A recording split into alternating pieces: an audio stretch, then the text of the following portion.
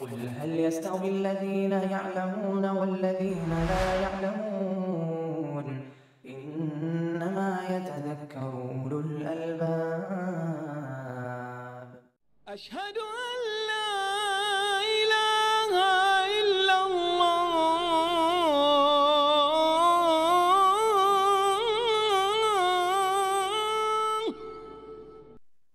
الحمد لله والصلاة والسلام على رسول الله وعلى آله وصحبه ومن اهتدى بهداه أما بعد.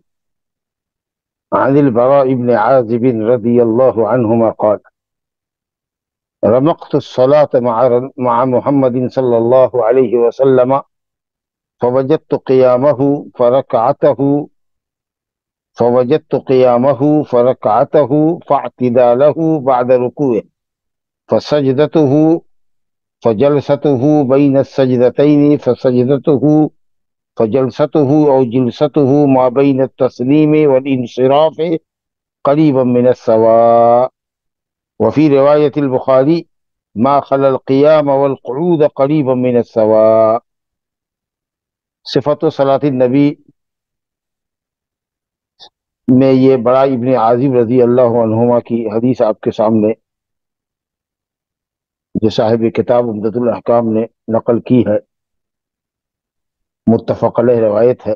پڑھی گئی۔ اس کا مضمون یہ ہے کہ ارکان صلاۃ، قیام، رکوع سے اٹھنا، سجدہ کرنا، دو سجدے کے درمیان بیٹھنا، تحیات میں بیٹھنا، اس سب کے اندر اعتدال ہونا چاہیے۔ ایسا نہیں کہ قیام بہت لمبا ہے اور اس کے مقابلے میں رکوع معمول کے مطابق 5 مرتبہ سبحان ربی العظیم کہنے کی مقدار ہے۔ فجر کی نماز میں ظاہر ہے کہ قرات 60 سے 100 آیت تک لوگ کرتے ہیں، تو اسی کے حساب سے رکوع بھی لمبا ہو۔ اگر رکوع لمبا ہو تو اس کے حساب سے رکوع کے بعد جو قیام کرتے ہیں وہ قیام بھی رکوع کے حساب سے رکوع کے برابر کا قیام ہونا چاہیے۔ اسی طریقے سے سجدے میں جتنی دیر تک آدمی تسبیح اور ذکر میں پڑا رہے، دعا میں پڑا رہے، اتنا ہی دو سجدے کے درمیان بیٹھے۔ اور اسی طریقے سے تحیات کے اندر ایک طرح کا حسن پیدا ہوتا ہے، یہ اعتدال ہے۔ کچھ لوگ اللہ ان کو ہدایت دے نماز کے ساتھ کھلواڑ کرتے ہیں،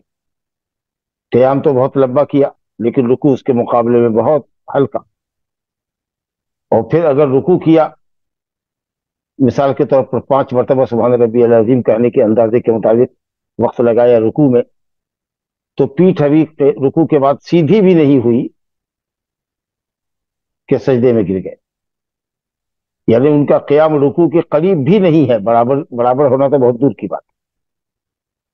اور یہی حال کہ سجدے میں اگر 5 مرتبہ 7 مرتبہ سبحان ربی الاعلیٰ کہتے ہیں تو پھر سجدے کے بعد جو اٹھتے ہیں تو سیدھے طریقے سے بیٹھ بھی نہیں پاتے، پیٹھ کی ہڈی کمر تک سیدھی نہیں ہو پاتی، اس کے اندر جو دعا آئی ہے اس دعا کو پڑھ بھی نہیں کوئی پاتا، فوراً سجدے میں چلے جائیے۔ اگر نہیں جاتے ہیں فوراً تو عجب نہیں کہ آپ سجدے کا ذکر پڑھ رہے ہوں، دعا پڑھ رہے ہوں، اللہم اغفر لی رب اغفر لی وارحمنی واہدنی وعافنی واجبرنی وارزقنی، اور امام سجدے کو سجدے سے اٹھا لے تو آپ کی برکت۔ ایسا لگتا ہے جیسے کہ مرغے کی چونچ مار رہے ہیں۔ بہت سے لوگوں کی عادت ہوتی ہے کہ صاحب نمازوں کے اندر دائیں بائیں گوشے چشم سے دائیں بائیں دیکھتے رہتے ہیں جیسے لومڑی کی آنکھ چل رہی ہے۔ کوئی شخص ہے کہ صاحب کتے کے بیٹھنے کے طریقے سے بیٹھتا ہے، سرین کو زمین پر ٹکا دیتا ہے، پاؤں کو ایسے بالکل کھڑا کرتا ہے جیسے جانور کتا بیٹھتا ہے یا بندر بیٹھتا ہے۔ اسی طریقے سے کچھ لوگوں کی عادت ہوتی ہے کہ مسجد میں خاص جگہ متعین کر لیتے، وہیں جا کر کے بیٹھیں گے، جیسے اونٹ کی عادت ہوتی ہے کہ اونٹ اپنی ایک مخصوص جگہ پر ہی وہ بیٹھتا ہے، دوسری جگہ پر نہیں بیٹھ پاتا ہے۔ تو آپ نے فرمایا کہ تم نے کا کوئی مسجد کو ایسی کسی خاص جگہ کو متعین نہ کر لے، کما یوقتن البعیر، جیسے کہ اونٹ اپنی جگہ کو اپنے لیے مخصوص کر لیتا ہے۔ تو کئی جانوروں سے تشبیہ دی گئی ہے، اور یہ اشرف المخلوقات کو، انسان کو جانوروں سے تشبیہ دیا جا رہا ہے۔ بہرحال یہ تنفیر کے لیے ہے کہ آپ کو نفرت ہونی چاہیے اس عمل سے جو جانوروں کا عمل ہے۔ تو نماز کے اندر اعتدال بڑا حسن ہے، لیکن اس میں کوئی شک نہیں کہ قیام جو رکوع سے پہلے کا ہوتا ہے وہ نسبتاً رکوع کے مقابلے میں لمبا ہوتا ہے. ظاہر ہے کہ سورہ فاتحہ پڑھتے ہیں یا 10 آیت پڑھتے ہیں یا 15 آیت پڑھتے ہیں ظہر کی نماز میں. اسی طریقے سے عشاء میں وساط مفصل سے پڑھتے ہیں, سورہ بلد پڑھتے ہیں, سورہ شمس و ضحیٰ پڑھتے ہیں, سورہ اعلیٰ, سورہ غاشیہ, سورہ بروج وغیرہ پڑھتے ہیں. تو اتنی دیر تک تو آدمی رکوع میں نہیں ٹھہرتا. تو اس لیے بخاری شریف کی روایت ہے کہ ما خلا القیام والجلوس فی التشہد, ما خلا القیام والقعود, قعود سے مراد تشہد میں بیٹھنا, قیام یعنی رکوع سے پہلے کا قیام, اور تحیات میں بیٹھنا ہے, تحیات اخیرہ میں. اس کے علاوہ جو ارکان ہیں یعنی رکوع میں جھکنا اور رکوع سے اٹھنا, رکوع کے بعد اعتدال کے ساتھ کھڑے ہونا, سجدے میں جتنی دیر تک آدمی سجدہ کرتا رہے اتنی ہی دیر تک دو سجدے کے درمیان بیٹھنا. تو رکوع میں جانا, رکوع سے اٹھنا, سجدے میں جانا, سجدے سے اٹھ کے بیٹھنا, یہ چاروں, رکوع میں جانا اور رکوع سے قیام, اعتدال قیام کی حالت میں اعتدال کرنا, سجدے میں جانا اور بیٹھ کر کے پھر دو سجدے کے درمیان بیٹھنا, یہ چاروں عمل تقریباً برابر ہوتا ہے. البتہ قیام اور تحیات یہ رکوع اور سجدے کے مقابلے میں لمبا ہوتا ہی ہے, عادتاً لمبا ہوتا ہے. لیکن اس کا یہ بھی مطلب نہیں کہ صاحب قیام اگر لمبا ہو تو رکوع اس کے مقابلے میں مختصر ہو. اگر قیام لمبا ہے تو اسی کے حساب سے, اگر فجر کی نماز پڑھا رہے ہیں اور 60 آیت 70 آیت 80 آیت کے قریب ہم اگر پڑھ رہے ہیں تو کم سے کم رکوع کے اندر 10 مرتبہ سبحان ربی العظیم, 12 مرتبہ سبحان ربی العظیم پڑھنے کی مقدار آدمی کو ٹھہرنا چاہیے, اور اتنی ہی دیر رکوع کے بعد کھڑا ہونا چاہیے. دعائیں ہیں الحمدللہ, ائمہ مساجد کو تو یاد ہونی چاہیے جو امامت کرتے ہیں, اور مقتدی حضرات کو بھی کہنا چاہیے کہ کھڑے رہو. حدیث آئے گی کہ نبی صلی اللہ علیہ وسلم اتنا لمبا قیام کرتے تھے رکوع کے بعد, اور سجدے کے بعد اتنی دیر تک بیٹھے رہتے تھے دو سجدے کے درمیان کہ صحابہ کہتے ہیں کہ ہم لوگوں کو یہ گمان ہوتا تھا کہ کہیں آپ سجدہ کرنا بھول گئے یا دوسرے سجدے میں جانا بھول گئے. تو ایسا نہیں ہے کہ صاحب رکوع کے بعد قیام جو ہے, جس کو لوگ قومہ کہتے ہیں, قومہ قیام یسیر ہے, بہت ہلکا سا قیام ہے, اور اب تو لوگ پیٹھ بھی سیدھی نہیں کرتے اور جھٹ سجدے کے اندر گر جاتے ہیں. تو یہ بے اعتدالی کی نماز ہے, جبری کی نماز اس طریقے سے باطل ہو جائے. لیکن یہ حسن ہے کہ آدمی جتنی دیر سجدے میں رہتا ہے اتنی دیر سجدے کے درمیان میں بیٹھے, دو سجدے کے درمیان بیٹھے, جتنی دیر رکوع میں رہتا ہے اتنی دیر تک بیٹھے, قریب من السواء, ایک دم ایکوریٹ نہیں لیکن قریب اندازہ ہو کہ بالکل برابر ہے. اور اسی طریقے سے قیام کی لمبائی کے حساب سے رکوع اور سجدہ بھی تھوڑا سا عادتاً لمبا ہونا چاہیے. اب ظاہر ہے کہ ایک آدمی اگر صلاۃ الکسوف پڑھ رہا ہے اور 1 گھنٹے تک وہ پڑھتا رہے گا, تو قیام میں مثال کے طور پر اگر وہ 1 پارہ پڑھتا ہے پہلے قیام میں اور پہلی رکعت کے دوسرے قیام میں پون پارہ پڑھتا ہے, تو ظاہر ہے کہ 1 پارہ پڑھنے کے حساب سے اگر اس میں وقت لگتا ہے 20 منٹ 25 منٹ لگتا ہے, آدھا گھنٹہ لگتا ہے, تو ظاہر ہے کہ رکوع اس کے حساب سے کم 5-7 منٹ کا تو لمبا ہونا چاہیے. اب ایسا نہیں کہ صاحب قیام تو کر رہے ہیں آپ 20 منٹ کا اور رکوع کر رہے ہیں 1 منٹ کی, تو اس کے حساب سے ہونا چاہیے. یعنی قیام اور رکوع کے درمیان بھی ایک دم بین فرق نہیں ہونا چاہیے کہ قیام بہت لمبا ہے اور رکوع اس کے مقابلے میں جو عادتاً آپ کرتے ہیں وہ ہونا چاہیے. قیام کے حساب سے رکوع ہونا چاہیے, ورنہ رکوع یا قیام اور تحیات تو لمبی ہوتی ہی ہے, لیکن کوشش کرنی چاہیے کہ صاحب قیام کے حساب سے رکوع بھی ہمارا لمبا ہو, اور رکوع میں اور رکوع سے اٹھنے میں, سجدے میں اور سجدے سے اٹھ کے بیٹھنے میں تو اعتدال ہونا ہی چاہیے, برابر کوشش کرنی چاہیے کہ برابری ہو جائے. البتہ پہلا قیام اور تحیات کا جلوس یہ رکوع میں جانے, رکوع سے اٹھنے, سجدے میں جانے اور سجدے سے اٹھ کر بیٹھنے کے مقابلے میں لمبا ہوا کرتا تھا. اب دیکھیے حدیث پڑھتے ہیں, ترجمہ کرتے ہیں آپ کے سامنے. بڑا ابن عازم رضی اللہ عنہ فرماتے ہیں رمقت الصلاۃ, میں نے نبی صلی اللہ علیہ وسلم کی نماز کو دیکھا. تتبعت الصلاۃ, میں نے نبی صلی اللہ علیہ وسلم کی نماز کو واچ کیا, بدقت دیکھا, بغور دیکھا. اب اسے صحابہ کرام کی سنت سے محبت دیکھیے کہ نبی کریم صلی اللہ علیہ وسلم کی عبادت کو, نماز کو اور دوسری عبادتوں کو کتنی توجہ سے دیکھتے تھے تاکہ ہر ادا کو آپ کی امت کے لیے نقل کر سکے اور نبی صلی اللہ علیہ وسلم کے طریقے کے مطابق اپنی نماز کو ادا کریں. تو بغور دیکھا کرتے تھے کہ نبی صلی اللہ علیہ وسلم کیسے نیت مانگتے ہیں, کتنی دیر قیام کرتے ہیں, تو اس کے حساب سے رکوع آپ کا کتنا لمبا ہوتا ہے, رکوع جتنا لمبا ہوتا ہے تو اس کے حساب سے رکوع کے بعد کا جو قیام ہے وہ لمبا ہے کہ نہیں ہے. تو یہ کہتے ہیں رمقت الصلاۃ, میں نے نبی صلی اللہ علیہ وسلم کی نماز کا تتبع کیا, غور سے میں نے دیکھا, واچ کیا اس کو. نبی محمد صلی اللہ علیہ وسلم کے ساتھ میں نے نماز کو دیکھا کہ آپ کیسے پڑھ رہے ہیں, یہ مطلب کہنے کا. دیکھا میں نے کل بھی کہا تھا کہ نام لینے میں کوئی حرج نہیں ہے خبر کے ساتھ. آپ خبر دے رہے ہیں کس کو دیکھا؟ تو محمد صلی اللہ علیہ وسلم کو دیکھا. نام لینے میں کوئی حرج نہیں ہے. ویسے محمد صلی اللہ علیہ وسلم یا عبداللہ و رسول اللہ محمد صلی اللہ علیہ وسلم، نام کے مقابلے میں اگر کہہ رہی تو رسول اللہ صلی اللہ علیہ وسلم تو اور بہتر ہے. عبدیت اور رسالت کے وصف کے ساتھ آپ کو اگر ذکر کرتے ہیں تو بہت اچھی بات ہے. عبدیت اور رسالت کے ساتھ نام لیتے ہیں تو بھی اچھی بات ہے. لیکن پکارنا جیسے کہ جوہلا پکارتے تھے اور آج بھی جوہلا پکارتے ہیں، یا محمد بلانا ہوگا، یا محمد بلانا ہوگا، تم کو جلوہ دکھانا ہوگا، یا محمد کی رٹ اس زمانے بھی ممنوع تھی، آج بھی ممنوع ہے. محمد صلی اللہ علیہ وسلم کا نام رسالت اور عبدیت کے وصف کے ساتھ لینا چاہیے، غلو سے پرہیز کرتے ہوئے عام لوگوں کے نام کی طریقہ سے نہیں لینا چاہیے. رمقت الصلاۃ مع محمد صلی اللہ علیہ وسلم، خبریہ جملے میں نام لیا جا سکتا ہے،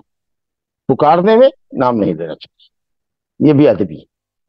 تو کہتے ہیں کہ میں نے نبی صلی اللہ علیہ وسلم کی نماز کو بغور دیکھا، فوجدت قیامہ، تو میں نے آپ کے قیام کو، فرکعتہ، اور آپ کی رکوع کو، کیونکہ قیام کے بعد اگر لفظ رکعت آئے تو رکعت کا لفظ رکوع کے لیے، ویسے رکعت تو قیام، رکوع اور سجدے کے مجموعے کو کہتے ہیں. من ادرک رکعۃ من الصلاۃ قبل ان تغرب الشمس فقد ادرک العصر، کسی شخص نے اگر ایک رکعت نماز پالی سورج ڈوبنے سے پہلے تو اس نے نماز پالی، یعنی وقت نماز پالی. اگرچہ 3 رکعت سورج ڈوبنے کے ساتھ یا اس کے بعد پڑھی ہے، لیکن کنٹینیو پڑھ رہا ہے. لیکن ایک رکعت پڑھا تھا کہ سورج ڈوب گیا، تو کرنا تو کنٹینیو ہی ہے، لیکن 3 رکعت تو اس کی سورج ڈوبنے کے بعد ہوئی. لیکن ایک رکعت اس نے اگر وقت نماز میں پا لیا سورج ڈوبنے سے پہلے تو اس نے نماز کا وقت پا لیا، گویا نماز اس کی ادا ہو گئی. تو رکعت تو قیام، رکوع، سجدے کے مجموعے کو کہتے ہیں. لیکن اگر قیام پہلے آ جائے اور اس کے بعد تب لفظ رکعت آئے تو وہاں پر رکعت سے مراد رکوع ہوتا ہے. تو میں نے دیکھا یا میں نے پایا کہ نبی صلی اللہ علیہ وسلم کا قیام اور اس کے بعد آپ کا رکوع، فاعتدالہ بعد رکوع ہی، اور رکوع کے بعد آپ کا سیدھا کھڑے ہو جانا، فسجدتہ، پھر اس کے بعد آپ کا سجدہ کرنا، فجلسۃ بین السجدتین، اور آپ 2 سجدے کے درمیان آپ کا جلسہ یا جلسہ، بیٹھک جو آپ کی 2 سجدے کے درمیان ہوتی، پھر آپ کا سجدہ کرنا، اور سجدہ کے بعد جب تحیات میں رہتے، تحیات کے بعد جب سلام پھیرتے دائیں بائیں، تو سلام پھیرنے اور مصلی سے اٹھنے کے درمیان کا وقفہ تقریباً برابر ہوتا ہے. یعنی جتنی دیر رکوع میں ہوتے اتنا دیر اعتدال میں ہوتے، جتنی دیر سجدے میں ہوتے 2 سجدے کے درمیان بھی اتنا وقفہ لگاتے، اور جتنا دیر سجدے اور سجدے کے بیچ میں بیٹھا کرتے اتنا ہی نبی صلی اللہ علیہ وسلم سلام پھیرنے کے بعد اپنی جگہ سے منتقل ہوتے یا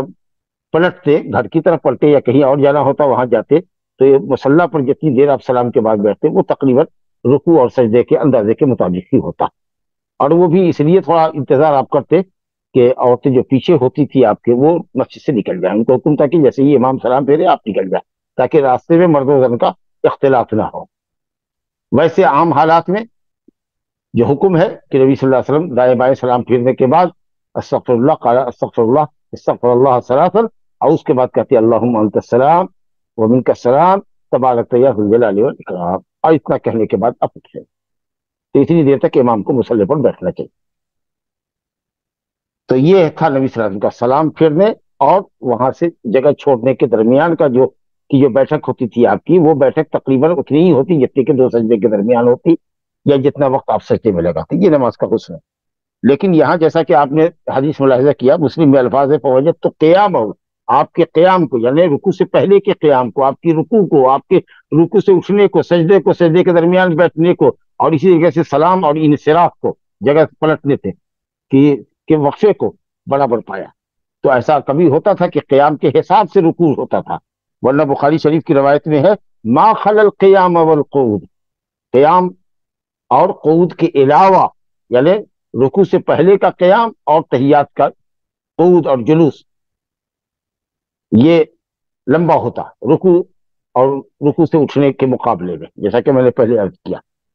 تو نسبتاً قیام، رکوع سے پہلے کا قیام اور تحیات اخیرہ میں بیٹھنا، جسے تحیات پڑھتے ہیں، سلام پڑھتے ہیں، درود پڑھتے ہیں، دعا پڑھتے ہیں، ظاہر ہے کہ یہ رکوع اور سجدہ کے مقابلے میں لمبا ہے. تو معلوم یہ ہوا کہ رکوع اور رکوع سے اعتدال، سجدہ اور سجدے کے درمیان اعتدال کے ساتھ بیٹھنا، اطمینان کے ساتھ، یہ تقریباً برابر ہوتا ہے. ورنہ قیام اور تحیات تو لمبا ہوتا ہی، لیکن ایسا بھی نہیں کہ صاحب قیام اگر بہت لمبا ہے، 100 آیت کے اندازے سے ہے یا 50 آیت آپ پڑھ رہے ہیں قیام کے اندر، تو رکوع 3 مرتبہ اور 5 مرتبہ سبحان ربی العظیم پڑھ رہے ہیں، بلکہ رکوع میں بھی 10 مرتبہ سبحان ربی العظیم پڑھیے تاکہ ایک بیلنس رہے گا. هذا وباللہ توفیق. دوسری حدیث ہے عن ثابت البنانی عن انس بن مالک رضی اللہ عنہ قال انی لا آلو ان اصلی بكم كما كان رسول اللہ صلی اللہ علیہ وسلم يصلي بنا. قال ثابت فكان انس يصنع شيئا لا اراكم تصنعونه. كان اذا رفع راسه من الركوع انتصب قائما حتى يقول القائل قد نسي، واذا رفع راسه من السجدة مكث حتى يقول القائل قد نسي. اسی مفہوم کی روایت یہ بھی ہے جو ابھی ہم نے پڑھی. ثابت بنانی رضی اللہ عنہ رحمۃ اللہ علیہ کہتے ہیں انس بن مالک رضی اللہ عنہ سے روایت کرتے ہیں. حضرت انس بن مالک رضی اللہ عنہ نے ایک مرتبہ کہا ثابت بنانی سے کہ انی، یا جو صاحب وہاں تھے نماز کا وقت تھا، کہا کہ انی لا آلو اے لا اقصر، میں کبھی کچھ بھی کمی نہیں کروں گا کہ میں تم لوگوں کو نماز پڑھاؤں ویسی نماز جیسا کہ نبی صلی اللہ علیہ وسلم ہم لوگوں کو نماز پڑھایا کرتے. جس طریقہ سے ہم نے رسول اللہ صلی اللہ علیہ وسلم کو نماز پڑھتے ہوئے دیکھا ہے، ہم بھی تم لوگوں کے سامنے ویسے ہی نماز پڑھیں گے، کوشش کریں گے کہ ویسے ہی نماز پڑھیں تاکہ تم دیکھو اور نبی صلی اللہ علیہ وسلم کی نماز کی اقتدا کرو. تو صحابہ کرام، میں نے پہلے بھی عرض کیا کہ صحابہ کرام نبی صلی اللہ علیہ وسلم کی عبادت کے طریقے کو بہت غور سے دیکھتے تھے اور اس کو قلب و ذہن میں جگہ دیتے تھے تاکہ اقتداء رسول مکمل ہو. تو کہا کہ میں اس سے کوتاہی نہیں کروں گا، یعنی حد درجہ امکانی حد تک، ممکن حد تک کوشش کروں گا کہ میں ویسے ہی نماز ان کو پڑھاؤں جیسے کہ میں نے محمد صلی اللہ علیہ وسلم کو دیکھا ہے کہ آپ ہمیں نماز پڑھائی کرتے تھے. جیسی نماز آپ نے ہم لوگوں کو پڑھائی ویسے ہی میں تمہیں پڑھاؤں گا اور اس میں کوئی کمی نہیں کروں گا. تو معلوم ہوا کہ ہر شخص کو، ہر امام کو، ہر منفرد کو، اور مقتدی تو خیر امام کی تابع داری کرتا ہے، پیروی کرتا ہے، تو اس کو چاہیے کہ سنت کی پیروی کرے نماز کے اندر، سنت کی پیروی کرے. نبی صلی اللہ علیہ وسلم کی نماز کا طریقہ جو ہم پڑھ رہے ہیں، کس طریقہ سے آپ کا قیام ہوتا تھا رکوع سے، اور رکوع کے بعد کا لمبا وقت قیام ہوتا تھا اعتدال کے ساتھ کہ پوری پیٹھ سیدھی ہو جائے اور سمع اللہ لمن حمدہ ربنا لک الحمد حمدا کثیرا طیبا مبارکا فیہ ہو جائے، تو اس کی پرواہ کرنی چاہیے. یہ نہیں کہ صاحب کسی نے اگر کہہ دیا کہ منشا بہت لمبی نماز پڑھتے ہیں ذرا ہلکی پڑھیے، یا کسی نے یہ کہا کہ بہت ہلکی پڑھتے ہیں کچھ اور لمبی پڑھیے، تو کس کی بات آپ رکھیں گے، کس کا خیال کریں گے؟ ان لوگوں کا جو جلد باز ہیں ان کے لیے تو آپ کی 30-35 آیتیں پڑھنے کی حد تک بھی فجر میں نماز لمبی ہو جائے گی. اور خاص کر کے جب جمعہ کے دن الف لام میم تنزیل، سجدہ اور سورہ انسان پڑھا جائے مکمل، جیسا کہ نبی صلی اللہ علیہ وسلم دونوں صورتوں کو پڑھا کرتے تھے، تو بہت سے لوگ جزبوز ہوتے ہیں اور کہتے ہیں کہ صاحب بڑی لمبی نماز پڑھائی، اور اس کی وجہ سے امام دباؤ میں آ کر کے سورہ سجدہ کو 3 رکوع کو 2 رکعتوں میں ڈیوائڈ کر دیتا ہے، یا اس طریقہ سے ایک رکوع یہاں سے پڑھتا ہے ایک رکوع وہاں سے پڑھتا ہے، یا آدھا ادھورا پڑھ کر کے چھوڑ دیا، پھر سورہ انسان میں پھر چند آیتیں پڑھی اور رکوع میں چلا گیا. جبکہ نبی صلی اللہ علیہ وسلم سورہ الف لام میم تنزیل، سجدہ اور سورہ دہر یا سورہ انسان پڑھا کرتے تھے مکمل. کیونکہ جب کہا کہ پڑھتے تھے یہ دونوں صورت، تو اس کا مطلب ہے کہ پوری، کیونکہ اگر بعض آیت پڑھتے تو پھر صحابہ کرام کہتے کہ آپ ڈیوائڈ کر دیتے تھے ایک صورت. تو اس لیے اگر کوئی سنت کی خلاف ورزی کرتا ہے صرف اس لیے کہ کسی کو وہ نماز لمبی لگتی ہے تو غلط ہے. تو کہنا چاہیے کہ ٹھیک ہے بھائی، اگر آپ کو لمبی لگتی ہے تو آپ سنت کی پیروی کیجیے گا. نبی صلی اللہ علیہ وسلم جمعہ کے دن یہی پڑھا کرتے تھے، اور وہاں بھی کمزور اور ضعیف اور بیمار لوگ ہوا کرتے تھے، اور عورتیں آتی تھی اور بچے بھی ان کے ساتھ ہوا کرتے تھے. اور اگر آپ کو یہ طریقہ نہیں پسند ہے سنت کا تو پھر آپ جان کہ مسجد میں آ کے پڑھیے گا کہ گھر پڑھیے گا. لیکن بہرحال میں کسی کے کہنے پر سنت رسول کو چھوڑ دوں یا قرأت رسول کی قرأت کی پیروی نہ کروں تو یہ بات تو ٹھیک نہیں. البتہ یہ ہے کہ نبی صلی اللہ علیہ وسلم کبھی کبھی نادراً بہت لمبی پڑھتے تھے، جیسے مغرب کی نماز میں سورہ اعراف پڑھ لیا، بہت لمبی، میرا خیال ہے کہ 3 رکعت پڑھنے میں شاید 1 گھنٹہ لگ جائے یا اس سے بھی زیادہ، قریب عشاء کا وقت ہو جائے. کبھی سورہ مرسلات پڑھتے آپ مغرب میں، تو یہ نادر احوال میں ہوتا. عام طریقے سے نبی صلی اللہ علیہ وسلم کی نماز معتدل ہوتی، نہ بہت لمبی ہوتی نہ بہت مختصر ہوتی، مقتدیوں کا خیال کر کے آپ پڑھا کرتے تھے. لیکن جہاں جس طرح کی قرأت ثابت ہے نبی صلی اللہ علیہ وسلم کی سنت سے کہ عشاء میں آپ بساط مفصل سے پڑھا کرتے تھے، سورہ والضحیٰ سے پہلے کی سورت پڑھا کرتے تھے، یعنی عما یتساءلون سے سورہ والضحیٰ تک یہ پڑھتے تھے عشاء کی نماز میں۔ اب عشاء میں آپ پڑھ رہے ہیں وہ قصار مفصل سے پڑھ رہے ہیں جی، سورہ قاریہ پڑھ رہے ہیں، یہ حمزہ پڑھ رہے ہیں، یا اس طرح کی سورہ والتین والزیتون پڑھ رہے ہیں، تو آدمی کو اس قرأت کا لحاظ کرنا چاہیے۔ بہرحال تو یہاں یہ کہہ رہے ہیں کہ میں انشاءاللہ کوئی کمی نہیں کروں گا اس نماز کی پیروی جو میں نے کی ہے نبی صلی اللہ علیہ وسلم کے ساتھ، اور جس طرح آپ نماز ہمیں پڑھایا کرتے تھے اسی طریقے سے میں تم لوگوں کو پڑھاتا ہوں، تاکہ تم میرے ذریعے نبی صلی اللہ علیہ وسلم کا عملی طریقہ دیکھو کہ آپ کیسے نماز پڑھاتے ہیں۔ حضرت ثابت البنانی کہتے ہیں کہ حضرت انس نے اپنی نماز کے درمیان کچھ ایسا کیا جو لوگ نہیں کرتے تھے، عام طریقے سے ائمہ مساجد نہیں کرتے تھے۔ کہا کہ وہ انہوں نے کچھ کیا، لا اراکم تسمعونہ، ائمہ سے کہہ رہے ہیں، ائمہ مساجد سے، کہ میں تم لوگوں کو ایسا کرتے ہوئے نہیں دیکھتا ہوں جو حضرت انس نے کیا۔ اور ظاہر ہے کہ حضرت انس نے تو نبی صلی اللہ علیہ وسلم کی اقتدا کی ہے، ان کی نماز کی طرح نماز پڑھائی ہے،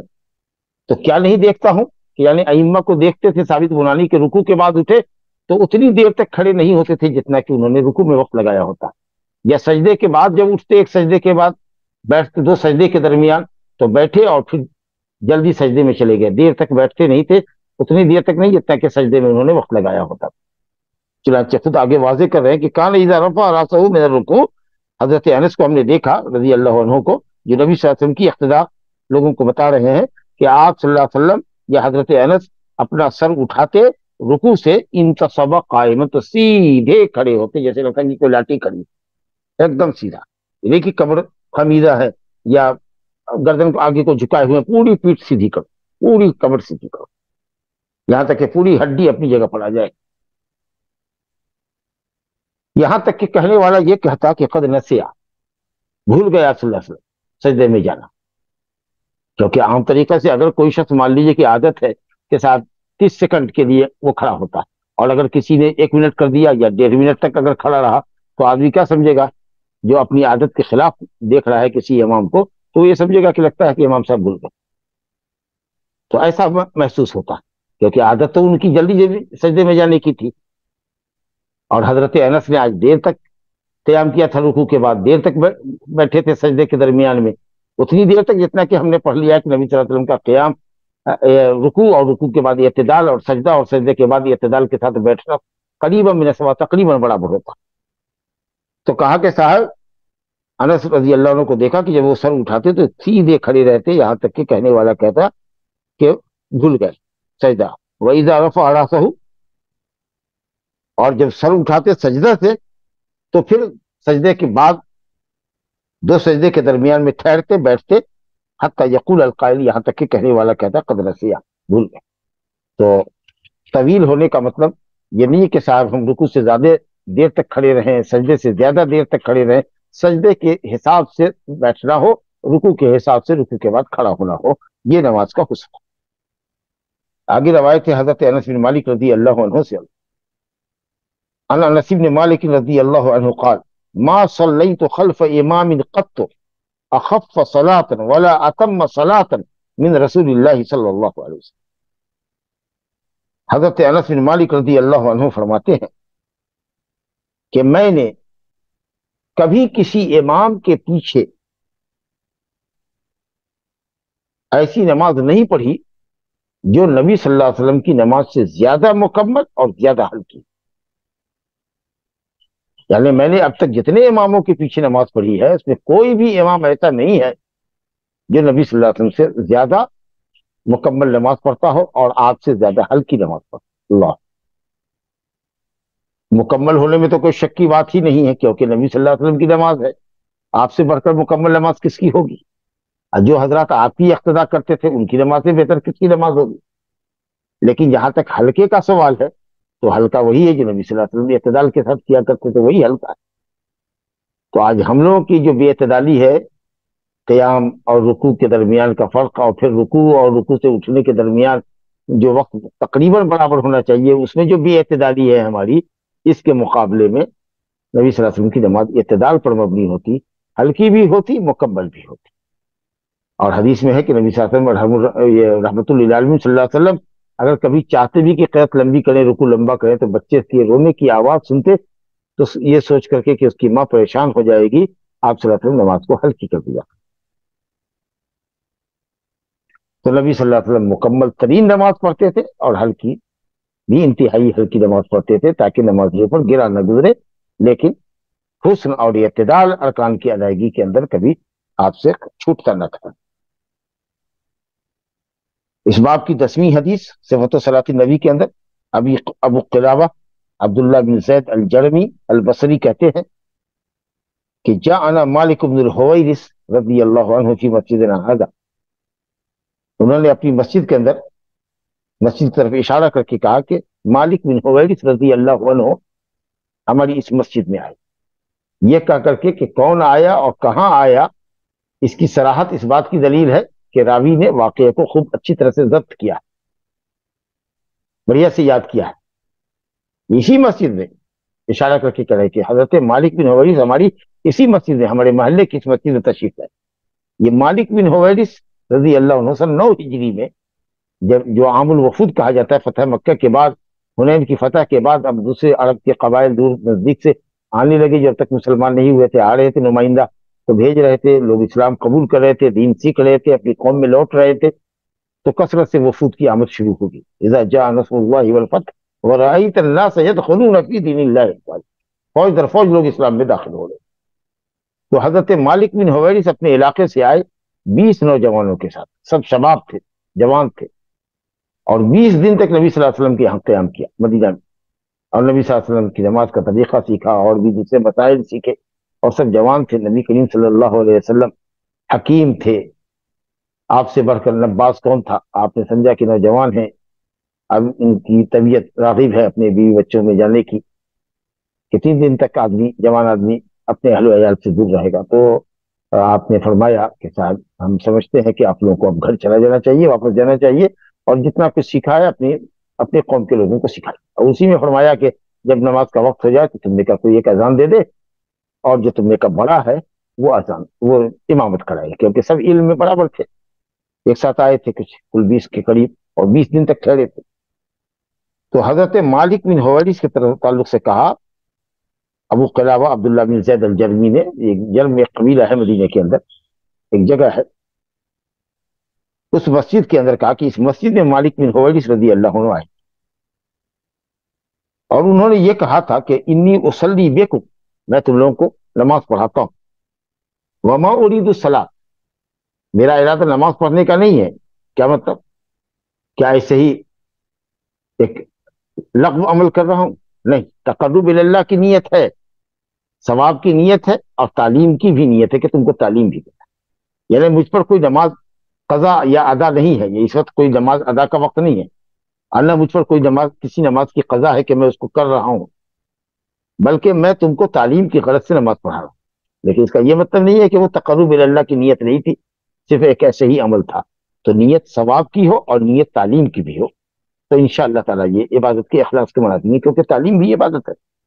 عملی طور پر۔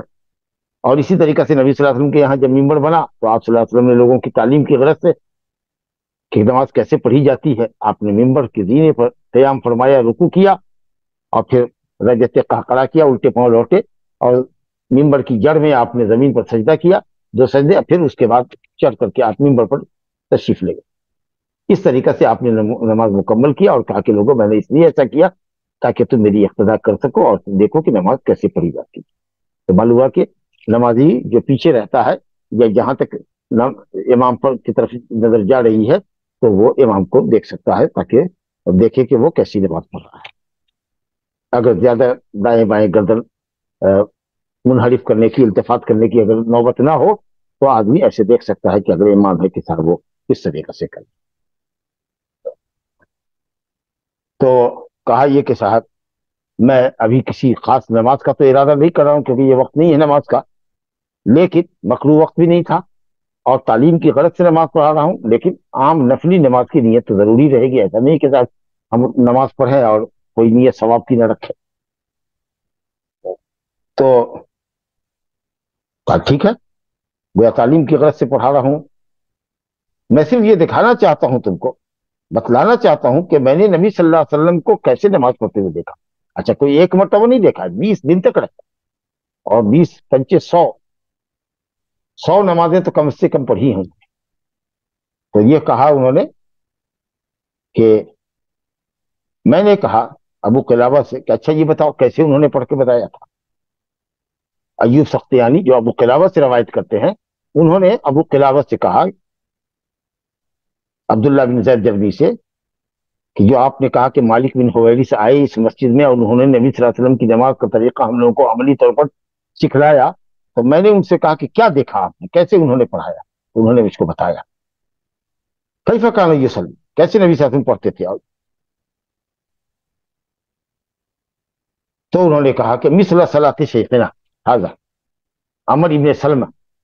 سلمہ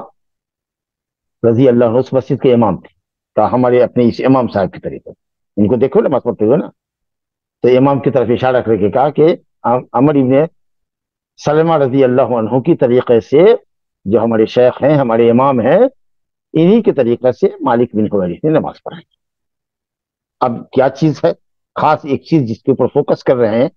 وہ یہ ہے کہ وَكَانَ يَجْلِسُ إِذَا رَفَعَ رَأْسَهُ مِنَ السُّجُودِ قَبْلَ أَن يَنَامَ. حضرت مالک بن حویرث اور یہ ہماری جو امام صاحب ہیں، امام مسجد عمر ابن سلمہ، یہ جب سجدے سے سر اٹھاتے، یعنی دوسرے سجدے سے سر اٹھاتے، تو دوسری رکعت میں اٹھنے سے پہلے، جیسے کہ بخاری شریف میں روایت ہے اذا کان فی وتر من صلاۃ، جب ایک رکعت طاق رکعت پڑھ کر کے جفت کرنے کے لیے دوسری رکعت کے لیے اٹھتے، یا 3 رکعت پڑھنے کے بعد چوتھی رکعت کے لیے اٹھتے، تو آپ بیٹھتے، پاؤں موڑ کر کے، بایاں پاؤں موڑ کر کے سب بیٹھتے جیسے سجدے کے درمیان بیٹھتے، اور بیٹھنے کے بعد زمین پر ٹیک لگا کر کے آپ اٹھتے، جس کو ہم لوگ کیا کہتے ہیں، جلسہ استراحت. تو یہ جلسہ استراحت کیا کرتے تھے حضرت مالک بن حویرث، اور ایسے ہی ہمارے اپنے امام صاحب بھی کرتے ہیں، عمر بن سلمہ، ابو یزید، اور الحمدللہ ائمہ کرام میں امام شافعی رحمۃ اللہ علیہ جلسہ استراحت کے استحباب کے قائل ہیں، اور علماء اہل حدیث بر صغیر میں یہ کرتے ہیں. لیکن اکثر علماء،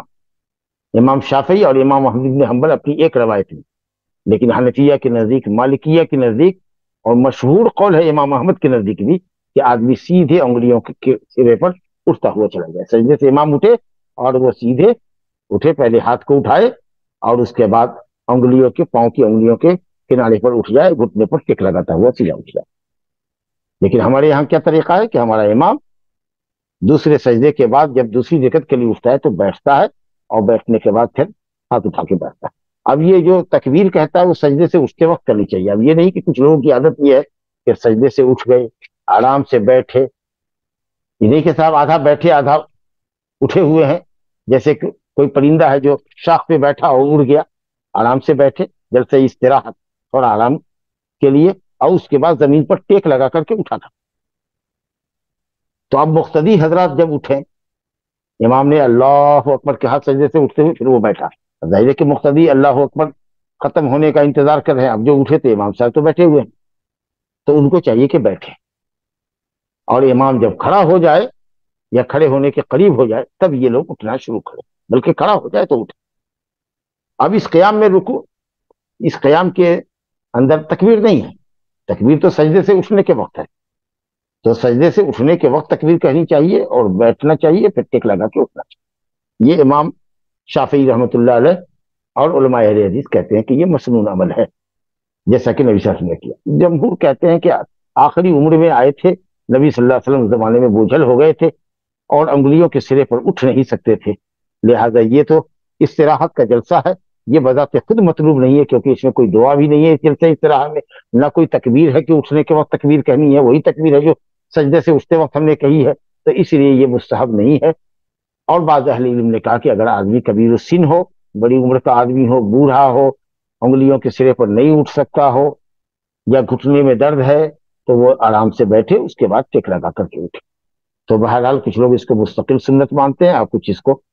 مجبوری پر محمول کرتے ہیں، لیکن انشاءاللہ تعالی بہتر یہ ہے، سنت پر عملداری کا تقاضا یہ ہے کہ اس سنت پر عمل کرنا چاہیے، اور آدمی کو چاہے معذور نہ بھی ہو تو بہتر یہ ہے کہ وہ بیٹھے، کیونکہ ایک مرتبہ کا کوئی عمل نہیں ہے. یہ ٹھیک ہے اور صحابہ نے ذکر نہیں کیا ہے، لیکن بہرحال جب ثابت ہے، اور وہ بھی یہ ہے کہ شاید 20 دن تک انہوں نے نبی صلی اللہ علیہ وسلم کو دیکھا ہے، تو اس کا مطلب یہ ہے کہ بہرحال یہ مستقل سنت ہے اور مقصود بذات ہے، یعنی بذات خود یہ سنت مطلوب ہے، لیکن اس سے ابھی جلسہ استراحت۔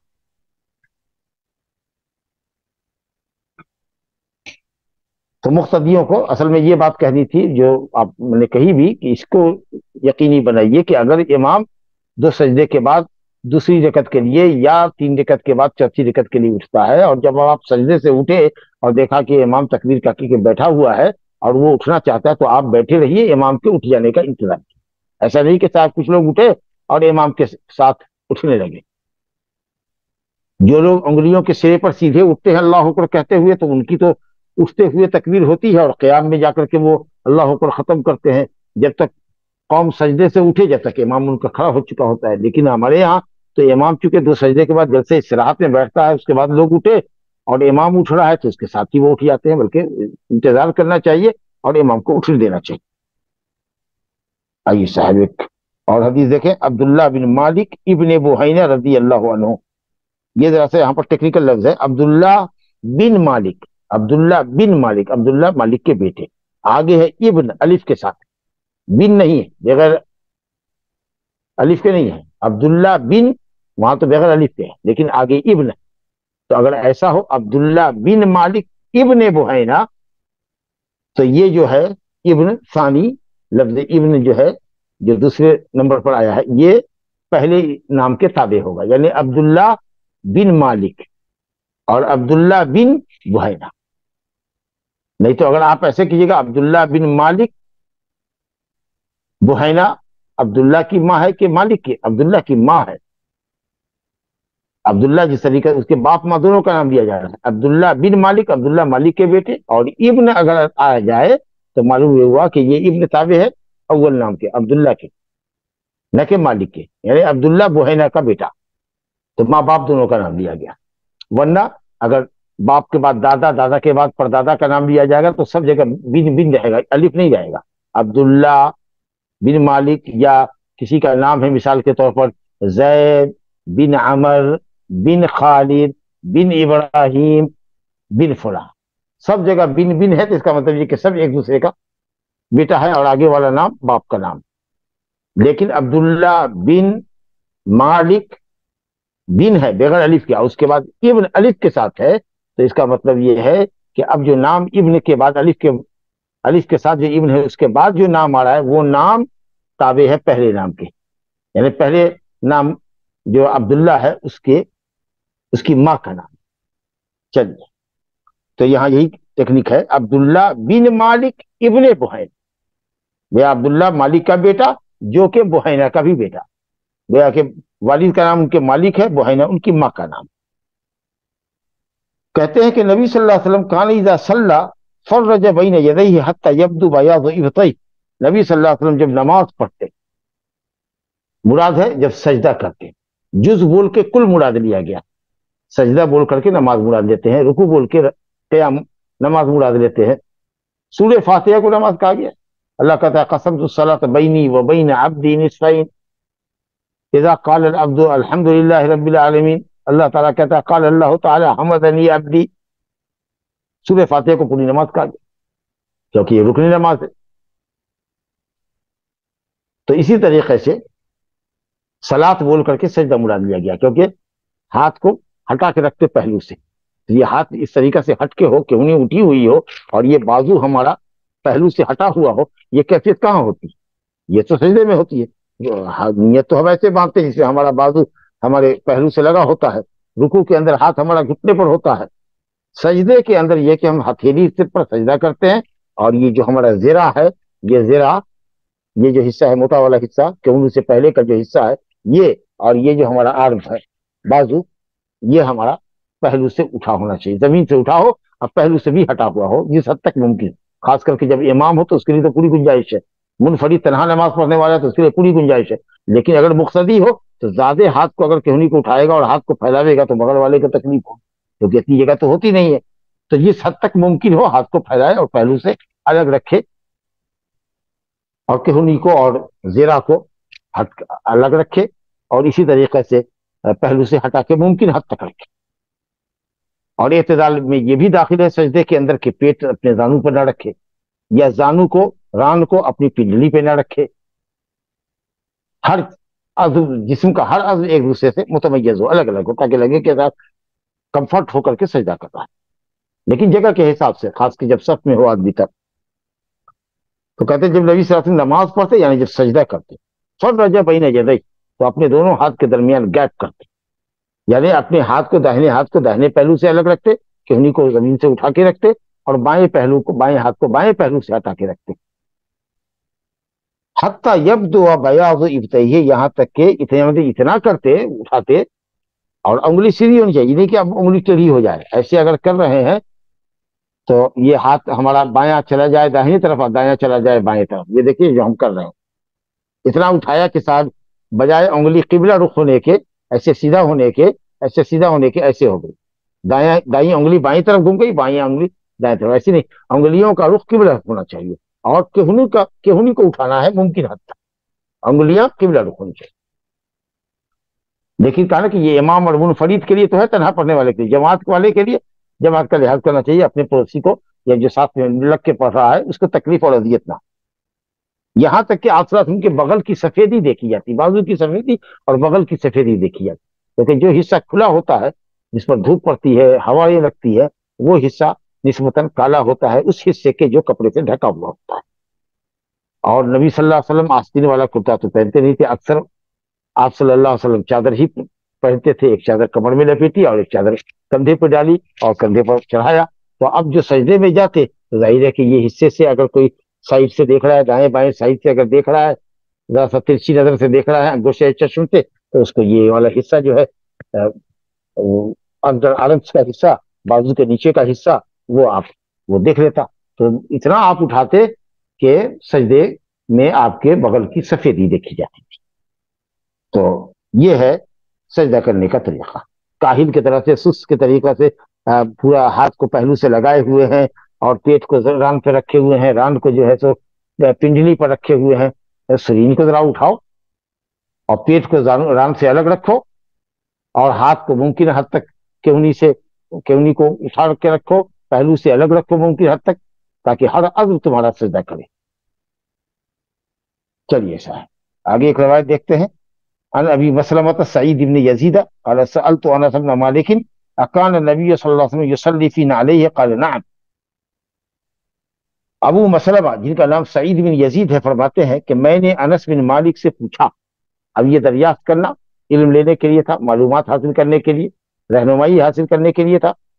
تاکہ عمل کریں، علم میں اضافہ ہو اور عمل میں لے آئیں اس کو. تو یہ ابو مسلمہ جن کا نام سعید بن یزید ہے کہتے ہیں کہ میں نے حضرت انس بن مالک انصاری رضی اللہ عنہ سے پوچھا اکان النبی صلی اللہ علیہ وسلم یصلی فی نعلیہ، کیا نبی صلی اللہ علیہ وسلم اپنے جوتوں میں نماز پڑھتے تھے؟ کیا نبی صلی اللہ علیہ وسلم اپنے جوتوں میں نماز پڑھتے تھے؟ یوں ہی جاننے کے لیے پوچھا ہو، یا ممکن ہے کہ کسی سے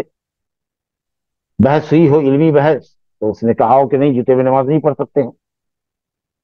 یا یہی کہتے رہے ہوں گے کہ جوتے میں نماز نہیں پڑھنا ہے، سامنے والا کہتا رہا نہیں پڑھ سکتے ہیں، پڑھنا ہے.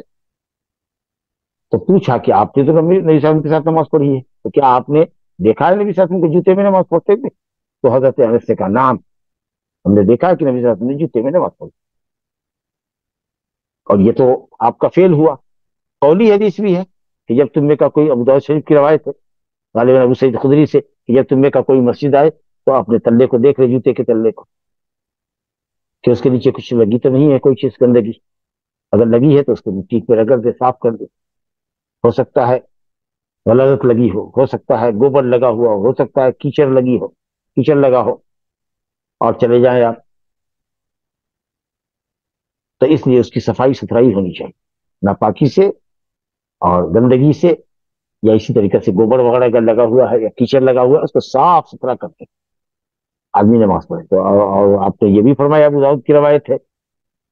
شداد بن اوس رضی اللہ عنہ کی غالباً کہ صاحب جوتے میں نماز پڑھو یہود کی مخالفت کرو، کیونکہ یہود اپنے جوتوں میں اور اپنے موزوں میں نماز نہیں پڑھتے.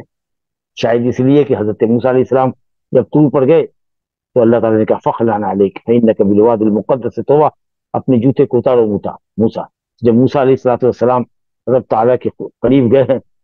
وادی مقدس میں کوہ طور پر، اور اس کے نیچے کی جو وادی ہے وہاں انہوں نے جوتا اتارا تو ہم اپنی عبادت خانوں میں جوتا لے کے جائیں، تو آپ نے فرمایا کہ شاید، یہ تو وجہ شاید کر کے بتا رہے ہیں، یہ تو حدیث میں نہیں ہے، اہل علم نے لکھا ہے، تو وہ نماز نہیں پڑھا کرتے تھے، جبکہ جوتا ریموو کرنا آسان ہے بمقابلہ موزہ نکالنے کے۔ تو کہا کہ ہاں پڑھتے تھے، اور آپ نے فرمایا ہے کہ صاحب یہود کی مخالفت کو، لیکن اب آج کل جو ہماری مسجدیں ہیں وہ بالکل مفروش ہوتی ہیں، اس میں اچھی قالین، اچھی دری بچھائی گئی ہوتی ہے، اور اس پر اگر جوتا پہن کر کے آ جائیے تو بہت سارے لوگ اس میں چیب و جبی ہوتے ہیں، اور ان کے ماتھے پر بل پڑتا ہے اور پریشانی لاحق ہوتی ہے، اور مکروہ بھی سمجھتے ہیں، اہل مسجد بھی مکروہ سمجھتے ہیں کہ گند غبار لگا ہوا ہے۔ تو چلیے، اگر اس طرح کا فتنہ اور فساد ہونے کا معاملہ ہو اور شور شرابہ ہوتا ہو تو بہتر ہے کہ ریموو کر لینا چاہیے، جوتا کو نکال دینا چاہیے، اور جو اس کی جگہ متعین ہے اس پہ رکھ لینا چاہیے، کیونکہ اگر ایک طرف سنت ہے، استحبابی سنت ہے، سمجھا کہ نہیں، واجب تو کسی نے بھی نہیں کہا، کیونکہ اگر واجب ہو اور ایسا ملک کو جان بوجھ کے آدمی نہ کرے تو نماز ہی باطل ہو جائے گی، تو کسی اہل علم نے واجب نہیں کہا ہے۔ یہ الگ بات ہے کہ یہود کی مخالفت کے پہلو سے اگرچہ بعض لوگوں نے کہا ہے کہ اس پہلو سے واجب بنتا ہے، اور نہیں تو کم سے کم مستحب تو ہے، سنت تو ہے۔ تو چلیے، اگر سنت مان کے چلتے ہیں، استحبابی سنت، لیکن مسلح اگر میلہ ہوتا ہے یا اس کی وجہ سے دوسرے لوگ پریشان ہوتے ہیں، یا مسجد کی انتظامیہ کو یہ بات گوارا نہیں ہوتی ہے اور پریشانی لاحق ہوتی ہے، تو ایسا نہیں کرنا چاہیے۔ لیکن اگر کوئی ایسا کرتا ہے اور بالکل، مثال کے طور پر چلیے، ایک دم تازہ جوتا، ایک دم نیا جوتا، تازہ کیا، نیا جوتا خرید کر کے لے کر کے آیا ہے، اور وہ ڈبہ وہی کھول رہا ہے مسجد کے اندر، اس کو پہن کر کے نماز پڑھے تو بھی لوگ چیب و جبی ہوں گے، جبکہ جان رہا ہے کہ اس کے تلے میں کچھ بھی نہیں لگا۔ تو یہ بھی بات اچھی نہیں ہے کہ بھائی کبھی کبھی سنت پر عمل کرنے تو امام صاحب کر لیں، مقتدی صاحب کر لیں، اور اگر ایسا نہ ہو مسجد میں تو احیاء سنت کے لیے علماء نے کہا ہے کہ اگر آدمی گھر میں اپنی نماز پڑھ رہا ہو، یا سفر میں نماز پڑھ رہا ہو، یا کسی صحرا میں ربڑ پر، بالو پر یا گھاس پر نماز پڑھنے کی نوبت ہو، تو جوتے میں آپ نماز پڑھ لیجیے تاکہ احیاء سنت ہو جائے اور یہود کی مخالفت بھی ہو جائے۔ بہرحال، اور اس باب میں ایک حدیث، دو حدیث ہے تو انشاءاللہ ہم پڑھتے ہیں۔ ابو قتادہ انصاری رضی اللہ عنہ سے روایت ہے، ان رسول اللہ صلی اللہ علیہ وسلم کان یصلی وهو حامل امامة بنت زینب بنت رسول اللہ صلی اللہ علیہ وسلم ولأبی العاص بن الربیع بن عبد شمس فإذا سجد وضعها وإذا قام حملها۔ حدیث کا عنوان یہ ہے، یا مفہوم یہ ہے، یا خلاصہ یہ ہے کہ آدمی نماز میں ہلکی پھلکی اگر حرکت کرے، نقل و حرکت، تو یہ جائز ہے۔ مثال کے طور پر ہم کیواڑ لگا کر کے نماز پڑھ رہے ہیں، اور باہر سے کیواڑ پہ دستک پڑ رہی ہے، اور ایمرجنسی کا پتہ چل رہا ہے کہ کیواڑ کھولنا ضروری ہے، تو آپ اپنے مصلے سے چند قدم سے لے جائیے اور چٹخنی کو نیچے کر دیجئے تاکہ کمرہ کھولنے والا کھول لے یا کھولنے والی کھول لے، اور آپ پھر الٹے پاؤں اپنے جائے نماز سے آ جائیے۔ حضرت عائشہ رضی اللہ عنہ نے ایسا کیا، عائشہ کے لیے نبی صلی اللہ علیہ وسلم نے ایسا کیا۔ اسی طریقہ سے آپ مسجد گئے، نواسی آپ کے ساتھ ہوگی، امامہ بنت زینب، ماں کا نام لیا ہے زینب کا، اور آگے وضاحت کرنے کے لیے ہو رہا ہے کہ وہ ابو العاص بن ربیع ابن عبد شمس کی تھی، یعنی خالہ داد بھائی تھے۔ حضرت خدیجہ الکبریٰ نے اپنی بڑی بیٹی زینب کی شادی اپنی بہن کے بیٹے سے کیا تھا، تو زینب اپنے خالہ داد بھائی سے بیاہی تھی، تو ابو العاص کی بیٹی ہوئی امامہ۔ لیکن راوی نے کہا کہ آپ اٹھائے ہوئے تھے کندھے پر امامہ بنت زینب بنت رسول اللہ، تاکہ اس لڑکی کا رشتہ، امامہ کا رشتہ، نبی کریم صلی اللہ علیہ وسلم سے ثابت کیا جائے کہ وہ نبی صلی اللہ علیہ وسلم کی دعواتی تھی۔ پھر باپ کا بھی ذکر کیا، تو اس مصلحت سے ماں کا نام لیا گیا، ورنہ آدمی بیٹی کو باپ کی طرف منسوب کرتا ہے، فاطمہ بنت فلاں، صفیہ بنت شمس، باپ کا نام لیتے ہیں، ماں کا نام نہیں لیتے۔ لیکن یہاں اس لیے نام لیا کہ وہ نبی صلی اللہ علیہ وسلم کی نواسی تھی، اور آپ کی بڑی صاحبزادی حضرت زینب رضی اللہ عنہ کی بیٹی تھی، وہ زینب جن کی شادی ان کے خالہ زاد بھائی ابو العاص بن ربیع بن عبد شمس سے ہوئی تھی۔ تو آپ غالباً ماں کے انتقال کے بعد بچی رو رہی تھی، آپ جا رہے تھے، وہ لٹک گئی آپ کے ساتھ، تو آپ نے اس کو اٹھا لیا، اور آپ صلی اللہ علیہ وسلم کی شفقت تو جانتی ہیں بچوں سے کتنی ہوتی، جانوروں سے کتنی تھی، اور بچے سے شفقت کرنا، بچے سے پیار کرنا انسان کے دل میں نرمی پیدا کرتا ہے. تو آپ نے اس کو اٹھا لیا کندھے پر اور گئے مصلی پہ، نماز پڑھا آپ نے، قیام کیا جب تک وہ کندھے پر تھی. جب رکوع میں جانے لگے تو نواسی کو نیچے اتار کے کھڑا کر دیا.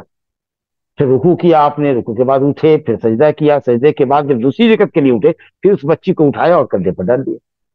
اب امام مالک رحمۃ اللہ علیہ تعویل کرتے ہیں کہ صاحب نفل نماز میں ایسا ہو چلے گا، فرض میں نہیں چلے گا. بھائی نبی صلی اللہ علیہ وسلم نفل پڑھا رہے تھے یا فرض پڑھا رہے تھے؟ کچھ لوگ یہ کہتے ہیں کہ لڑکی خود لٹک جاتی تھی، خود اتر جاتی تھی، آپ نہیں کرتے تھے. ارے آپ اٹھائے ہوئے تھے اور جب رکوع میں جاتے تو وضعہا آپ اس کو نیچے رکھ دیتے، اور جب آپ پھر سجدے سے اٹھتے تو حملہا اس لڑکی کو اٹھا کر کے پھر آپ نواسی کو گردن پہ بٹھا دیتے. یہ آپ کر رہے ہیں، ایک مرتبہ اٹھاتے ایک مرتبہ چڑھاتے. اب یہ عمل قلیل ہے، کنٹینیو بھی نہیں ہے کہ تھوڑا عمل کنٹینیوسلی چل رہا ہے. تو عمل قلیل ہو، کسی کی ٹوپی گر گئی ہے اسے اٹھا کے رکھ لیا، کسی کا موبائل گر گیا اسے اٹھا کر کے نیچے والی پاکٹ کے اندر رکھ لیا. تو یہ اگر عمل قلیل ہو اور ضرورت ہو، بلا ضرورت تو نہیں کرنا چاہیے، لیکن اگر عمل قلیل ہو اور بلا ضرورت نہ ہو، ضرورت ہو، تو انشاءاللہ تعالی یہ جائز ہے بلا کراہت. تو یہ سب جو تعویلات کی جاتی ہے کہ یہ نبی صلی اللہ علیہ وسلم کے ساتھ خاص تھا، یا وہ پاک رہی ہوگی، ہماری بچی ہو سکتی ہے کہ درمیان میں اپنے ڈائپر میں پیشاب کر دے، یہ وہ دنیا بھر کی باتیں جو لوگ کرتے ہیں کہ کسی طریقہ سے کہے کہ یہ عمل آپ کے ساتھ خاص. ایسا کچھ نہیں. نبی صلی اللہ علیہ وسلم کا عمل اسوہ حسنہ ہے ہم سب کے لیے. لہٰذا اگر کوئی امام بچی کو لے کے آئے اور اس طریقہ سے وہ کندھے پر رکھ کر کے کرتا ہے تو ٹھیک ہے، لیکن یہ یقینی رکھے کہ اس کے ڈائپر میں کسی طرح کی کوئی چیز لگی ہوئی نہیں. اگر استنجا نہیں کیا ہے، اس نے پیشاب پاخانہ نہیں کیا، پوٹی نہیں کیا ہے، اور گمان غالب یہ کہ وہ پاک ہے، اور اس طرح کی کبھی کیفیت ہو جائے تو مقتدی حضرات کو امام کے اوپر اپنا جامع غضب انڈلنا نہیں چاہیے. ایسا امام بھی کر سکتا ہے، مقتدی بھی کر سکتا ہے. لیکن بہرحال یہ ایک آدھ مرتبہ ایسا ہوا، ایسا نہیں کہ اب روز کا روز لے کر کے آئیے اور اسی طرح کی حرکت کیجیے. تو اگر کبھی آپ کا بچہ آپ کے بغیر نہیں رہ رہا ہے اور پریشان ہے تو آپ لے جائیے اس کو. بہرحال تو فیضا سجدہ وضعہا، نبی صلی اللہ علیہ وسلم جب سجدہ کرتے تھے اس کو اتار دیتے. وَإِذَا قَامَ، جب کھڑے ہوتے دوسری رکعت کے لیے یا تیسری رکعت کے لیے یا چوتھی رکعت کے لیے تو پھر زینب کی صاحبزادی امامہ بنت زینب بنت رسول اللہ صلی اللہ علیہ وسلم، کتنی زبردست نسبت، تو اس کو پھر کندھے پر بیٹھا دیتے. تو معلوم یہ ہوا کہ عمل قلیل، العمل القلیل لا یبطل الصلاۃ. مختصر عمل ہو، قلیل عمل ہو، وہ نماز کو باطل نہیں کرتا ہے. اور روایت ہے انس بن مالک رضی اللہ عنہ کی، آگے روایت ہے، نبی صلی اللہ علیہ وسلم نے فرمایا اعتدلوا فی السجود، نماز میں اعتدال، سجدے میں اعتدال کرو، یعنی بالکل سیدھے ہو کر سجدہ کرو. انگلی پاؤں کی زمین پہ ہونی چاہیے اور قبلہ رخ گاڑ سکو تو اور اچھا ہے. ہاتھ کی انگلیاں بھی قبلہ رخ ہونی چاہیے، ہاتھ کی کلائی زمین پہ ہونی چاہیے، باقی کلائی کا حصہ، یہ کف کے بعد والا جو حصہ ہے وہ اٹھا ہوا ہونا چاہیے. جیسا کہ میں نے کہا اعتدال ہونا چاہیے، اطمینان ہونا چاہیے، کسی ایک طرف مائل نہ ہو، آدمی ٹیڑھا نہ ہو، سیدھا ہو، اور کوشش کرے کہ ہاتھ اور پاؤں کی انگلیوں کا رخ قبلہ کی طرف. اور فرمایا ولا یبسط احدکم ذراعیہ انبساط الکلب، اور تم میں کا کوئی اپنے ذرا کو، اپنے ہاتھ کو زمین پر نہ ایسے پھیلائے، نہ بچھائے جیسے کہ کتا اپنی انگلی ٹانگوں کو بچھاتا ہے. لا حول ولا قوۃ الا باللہ. تشبیہ کسے دی جا رہی؟ کتے سے، نعوذ باللہ، تاکہ اس عمل سے نفرت ہو آپ کو. ایسا نہیں کرنا. تو یہ اعتدال ہونا چاہیے سجدے کے اندر، ہر عضو ایک دوسرے سے متمیز ہونا چاہیے. گھٹنا سجدہ کر رہا ہو، پاؤں سجدہ کر رہا ہو، ہاتھ سجدہ کر رہا ہو، پیشانی ناک پر سجدہ ہو، اور جو کپڑے لٹک رہے ہیں ہمارے وہ کپڑے لٹکے، یہ نہیں کہ صاحب کپڑوں کو سمیٹ کر کے رکھ لیا، یا بال اگر داڑھی کا لٹک رہا ہے تو اس کو اندر کر لیا کہ صاحب وہ مصلی سے آلودہ ہو رہا ہے. تو جو جیسے نیچرلی جو چیز لٹک رہی ہے اس کو لٹکنے دیجیے. اعتدال کے ساتھ نماز پڑھیے، سیدھے نماز پڑھیے. اعتدال یعنی دائیں بائیں میلان نہیں ہونا چاہیے، اطمینان کے ساتھ نماز ہونی چاہیے. هذا وباللہ التوفیق وصلی اللہ علی نبینا محمد وآلہ وصحبہ اجمعین. اسی کے ساتھ ہمارا یہ باب صفت صلاۃ النبی کا ختم ہوا، اور انشاءاللہ تعالی آگے بھی جو باب ہے اس کا بھی تعلق اسی سے ہے. اب جیسے کہ باب آگے آ رہا ہے کہ رکوع اور سجدے میں اطمینان کے ساتھ رکوع اور سجدے کو اطمینان سے ادا کرنے کا باب. تو ظاہر ہے کہ اس کا بھی تعلق صفت صلاۃ النبی سے ہے. بہرحال جو باب ہمارے سامنے تھا وہ الحمدللہ حضرت انس رضی اللہ عنہ کی اس حدیث سے کہ سجدے میں اعتدال کرو اور ہاتھیں بازو کو اپنے ہاتھوں کو اس طریقے سے زمین پر نہ بچھاؤ جیسے کہ کتا بچھاتا ہے. وباللہ توفیق صلی اللہ علیہ وسلم محمد وآلہ وسلم. جزاک اللہ خیر شیخ. معاف کرو. آپ بھائی بہنوں سے گزارش ہے کہ آپ کے سوال ٹائپ کریں انشاءاللہ. اگر کوئی سنتیں نہیں پڑھ رہا ہے تو کیا وہ گناہ گار ہے؟ اگر سنت موقدہ نہیں پڑھتا ہے تو گنہگار تو نہیں ہے. ایک صحابی آئے زمام بن سالبہ مدینہ کے اندر اور اسی طریقے سے وہ زمام بن سالبہ ہی تھے. اختلاف ہے کہ کس سال میں آئے, 9 میں آئے, 8 میں آئے, 6 میں آئے, کب آئے. بہرحال مدنی زندگی میں آئے اور سن 5 ہجری کے بعد ہی آئے. تو بلکہ غالب گمان یہ ہے کہ سن 9 ہجری میں. پوچھا کہ اسلام کیا ہے؟ لمبی حدیث ہے بخاری شریف کے. کیا اللہ نے آپ کو ایسا حکم دیا ہے, ایسا حکم دیا ہے؟ نماز 5 وقت کی ہے فرض. ہاں اس کے علاوہ کہا کہ اس کے علاوہ جو ہے وہ تطوع ہے. فرض کے علاوہ جو بھی ہے وہ زائد نماز, سنت ہو نفل ہو. یہ تو اصطلاح فقہا کی کہ جس نماز پر تاکید آئی ہے وہ سنت موقدہ ہے, جو جس پر تاکید زیادہ نہیں ہے وہ غیر موقدہ ہے جس کو نفل کہیے بھائی. اور روزہ اللہ نے آپ پر رمضان کا فرض کیا ہے, کہا اس کے علاوہ جو بھی روزے سب نفل. اسی طریقے سے کئی عملوں کے بارے میں انہوں نے پوچھا فرائض اسلام کے تعلق سے, اور آپ نے ان کو فرائض اسلام بتایا. اس کے بعد اس نے کہا کہ والذی بعثک بالحق, قسم اس اللہ کی جس نے آپ کو حق کے ساتھ نبی بنا کر بھیجا ہے, میں فرض کے اوپر قائم رہوں گا, نہ اس سے زیادہ کروں گا نہ کم کروں گا. میں فرائض میں کوئی کمی نہیں کروں گا لیکن نفل کی ادائیگی بھی نہیں کروں گا. تو آپ صلی اللہ علیہ وسلم نے فرمایا دخل الجنت ان صدق, اگر یہ اپنے دعوے میں اور وعدے میں سچا ہے تو جنتی ہو. تو اس سے معلوم یہ ہوا کہ اگر آدمی جان بوجھ کے بھی سنن موقدہ کو چھوڑتا ہے تو گنہگار تو نہیں ہوگا, لیکن یہ عمل اچھا نہیں ہے کہ یہ سنت سے نبی صلی اللہ علیہ وسلم نے محبت کی ہو اور آپ نے قصدن نہیں چھوڑا ہو, بلکہ اگر کبھی ظہر کی سنت چھوٹ گئی ہو ظہر کے بعد والی, تو عصر کے بعد ام سلمہ کے گھر میں جا کر کے آپ نے پڑھا ہو, اور جب ایک مرتبہ پڑھا تو زندگی بھر پڑھتے رہے آپ. تو جس سنت سے آپ کو اتنی محبت ہو, ہم محب سنت متبع سنت ہونے کا دعویٰ کریں اور سنت سے ہم کو دوری ہو. تو یہ ایک اصولی گفتگو ہے کہ وہ گنہگار ہوگا کہ نہیں ہوگا, یہ تو اپنی جگہ پر ہے. جو آپ نے سنا کہ انشاءاللہ وہ گنہگار نہیں ہوگا, اگرچہ دوسرے لوگ کہتے ہیں کہ سنت موقدہ کا تاریخ گنہگار ہے, لیکن صحیح ہے کہ گنہگار نہیں ہے. تاہم یہ جذبہ اتباع سنت اور محبت رسول کے تقاضے کے منافی ہے. جزاک اللہ خیر شیخ. اگر نماز میں آیت الکرسی پڑھ رہے ہو صرف, تو کیا شروع میں اس کے بسم اللہ نہیں پڑھیں گے؟ نہیں پڑھیں گے, نہیں پڑھیں گے. بسم اللہ پڑھیں گے جب سورت کو شروع سے پڑھیں تو مستحب ہے بسم اللہ پڑھنا, لیکن اگر بیچ سے پڑھ رہے ہیں تو وہ صرف آیت پڑھیں گے. اعوذ باللہ بھی پڑھنے کی ضرورت نہیں ہے. پہلی رکعت میں صرف وہ دعائے ثنا کے بعد استفتاح کے بعد تعوذ ہے, تسمیہ, اور بسم اللہ ہر رکعت کے اندر سورہ فاتحہ کے آغاز میں ہے یا ایسی سورت کے آغاز میں جو آپ شروع سے پڑھ رہے ہیں. اگلا سوال, اعتدال کا اصل معنی کیا ہے؟ سجدے میں اعتدال کا مطلب کیا ہے؟ وہی میں نے کہا نا کہ اعتدال مائل ہونا, کسی طرف مائل ہونا, اس کی ضد ہے. سیدھے رہو, ایک دم اسٹریٹ کرنا چاہیے, یعنی سیدھے رہو, انگلیاں اس طرف نہ ہو.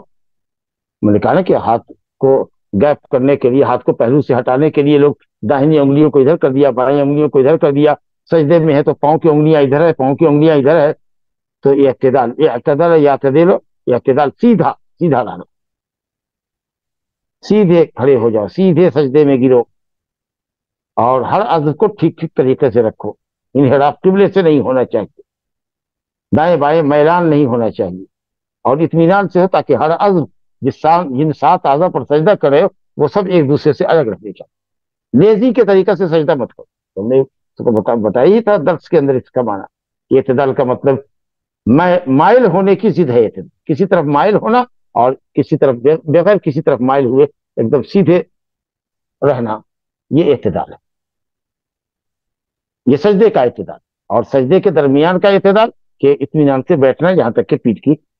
ہڈیاں اپنی جگہ پر برابر ہو جائے, سیدھی ہو جائے. رکوع کا اعتدال کے ساتھ سر, پیٹھ, سر, کمر سب برابر ہونی چاہیے, اور دونوں ہاتھ کو گھٹنے پر گاڑیے دباؤ بنائیے گھٹنے پر، راہ سے کف سے ہتھیلی کے اندرونی حصے سے اور پیچھے کمر سر سب لیول میں رکھیے، اور انگلیوں کو قبلہ رخ رکھیے، پاؤں کی انگلیوں کو، اور اس طریقہ سے جب کھڑے ہو گئے اعتدال کا مطلب یہ کہ سیدھے آپ کھڑے ہوں، رفع الیدین کریں، اور اس کے بعد جو دعا ہے اس کے اندر پڑھیں، امام جو سجدے میں سر چلا جائے سر کو سجدے میں ڈال دے، تب آپ کی کمر میں جھکا ہونا چاہیے، یہ ہے اعتدال۔ چلیے اطمینان، یہ اعتدال اطمینان کے بھی معنی میں آتا ہے، اطمینان سے ارکان کو ادا کیا۔ اگلا سوال ہے شیخ، جوتے کے بجائے اگر ساکس پہن کر نماز پڑھے تو کیا یہود کی مخالفت ہو جائے گی؟ ہوگی انشاءاللہ، وہ جو جوتے میں پڑھتے تھے نا موتے میں پڑھتے تھے۔ اگلا سوال ہے شیخ، رکوع یا سجود میں تسبیحات کی تعداد متعین ہے کیا؟ اگر زیادہ پڑھے تو ہوگی کیا؟ کوئی حج نہیں ہے، کم سے کم ایک مرتبہ ہونا چاہیے، کم سے کم ایک مرتبہ، اور زیادہ سے زیادہ امام کی پیروی کریں۔ ابھی امام سمیع اللہ لمن حمدہ کہہ کے اٹھ گیا اور آپ رکوع میں ابھی تسبیحات ہی پڑھ رہے، نہیں، جیسے وہ اٹھے تو آپ اٹھیے، جیسے وہ سجدے میں سر ڈالے اب سجدے میں چل جائیے۔ اب آپ لمبی دعائیں پڑھ رہے ہیں اور امام صاحب کا سجدے میں گرا ہوا، ایسا نہیں، یہ تو اتباع اور اقتداء کا مطلب ہے کہ امام کرے اور اس کے بعد فوراً تعقیب کے، ولا ترکعوا حتی یرکع فاذا سجد فاسجدوا، جب وہ سجدے میں گرے تو تم بھی سجدے میں، تعقیب کے لیے دیر تک کھڑے مت۔ امام نے سلام پھیر دیا دائیں بائیں اور ابھی آپ تحیات کے اندر ہیں، دعائیں پڑھ رہے تو نہیں، جب اس نے دعائیں بائیں سلام دونوں طرف پھیر دیا تو آپ کو دائیں سے سلام پھیر دے رہا، اب دیر تک آپ کو نہیں کرنا ہے کیونکہ آپ تو اس کی اقتدا کر رہے ہیں، اسے سلام پھیر دیا تو وہ آپ کو بھی پھیر رہا۔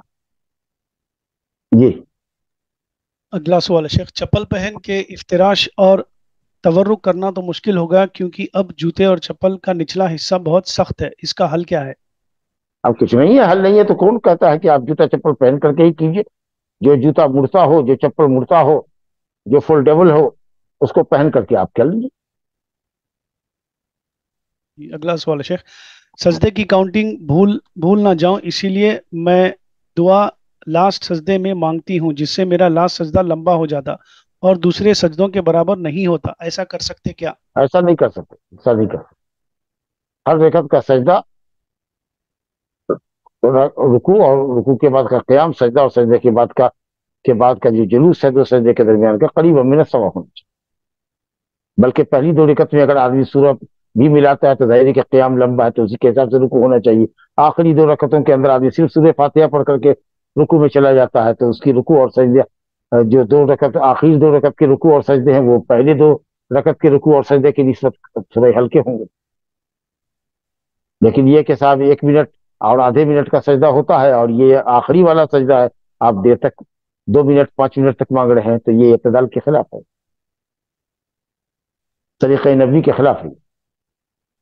اگلا سوال ہے شیخ، امام کی اتباع سن کے یا دیکھ کے ہوگی؟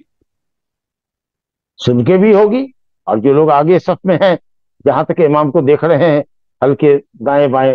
گوشے چشم سے آنکھ کے کنارے سے، وہ دیکھ کے بھی کریں گے، اور جو دوسرے لوگ ہیں وہ اپنے اگلی صف کو دیکھیں گے۔ اگلا سوال ہے شیخ، تیسری اور چوتھی رکعت میں سورہ فاتحہ کے بعد کوئی سورہ پڑھ سکتے یا نہیں پڑھنا چاہیے؟ نہیں پڑھ سکتے سوائے ظہر کے، ظہر میں ہے کہ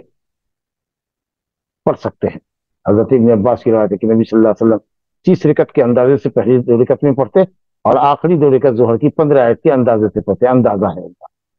میں نے اندازہ کیا آپ کے قیام کا کہ 15 آیت آخری 2 رکعتوں کے اندر پڑھتے، جبکہ سورہ فاتحہ 7 ہی آیت ہے تو سورہ فاتحہ ایک جیسی چھوٹی چھوٹی 7-8 آیت آپ پڑھتے ہیں، الحمدللہ رب العالمین جیسی سورہ آیت، الرحمن الرحیم مالک یوم الدین، اس طرح کی چھوٹی چھوٹی 7-8 آیت پڑھی جا سکتی ہے آخری 2 رکعتوں میں صرف ظہر کی نہ ہو۔ باقی اثر میں صرف سورہ فاتحہ پڑھیں گے، مغرب کی آخری رکعت میں صرف سورہ فاتحہ پڑھیں گے، عشاء کی آخری 2 رکعت میں صرف سورہ فاتحہ پڑھیں گے، چاہے وہ امام ہو یا مقتدی ہو یا منفرد۔ جی السلام علیکم، اگر غیر محرم کی وجہ سے کوئی عورت بیٹھ کے نماز پڑھے کوئی جگہ میں رک کے جب وہ سفر میں ہو، ایسا کرنا صحیح ہوگا کیا؟ کہیں اگر زمین پر ہے، سواری چل نہیں رہی ہے یا اپنے ہینڈ کی سواری ہے تو قیام نماز پڑھے گی، البتہ غیر آدمی ہے تو اپنا اوپر سے حجاب ڈالے گی، چہرہ چھپا کے رکھے گی تاکہ اجنبی اس کے چہرے کو نہ دیکھے، باقی تو اپنے پورے کپڑے میں، وہ ڈھیلے ڈھالے کپڑے میں عبایا کے اندر اپنے آپ کو چھپائے ہوئی ہے، لہٰذا اپنی گاڑی کے پیچھے یا کسی درخت کے پیچھے نماز پڑھے گی۔ بیٹھ کے نہیں پڑھنا ہے، کیونکہ قیام قادر کے لیے، مرد ہو یا عورت، اگر قیام پر قادر ہیں آپ، کوئی عذر نہیں ہے تو یہ رکن نماز ہے، آپ کی نماز باطل ہو جائے۔ اگر رکوع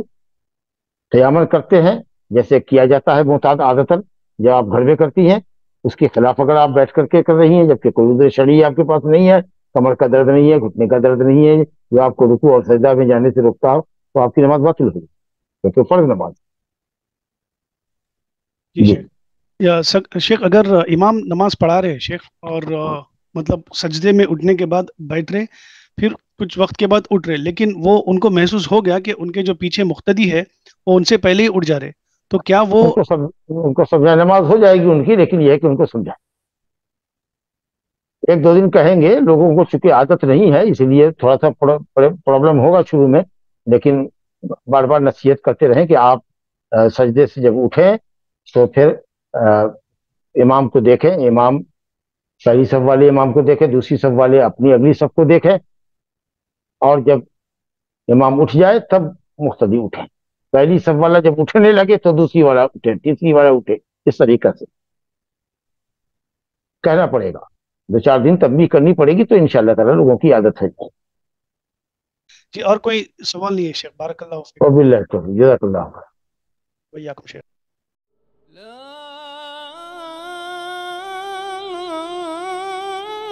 إله إلا الله.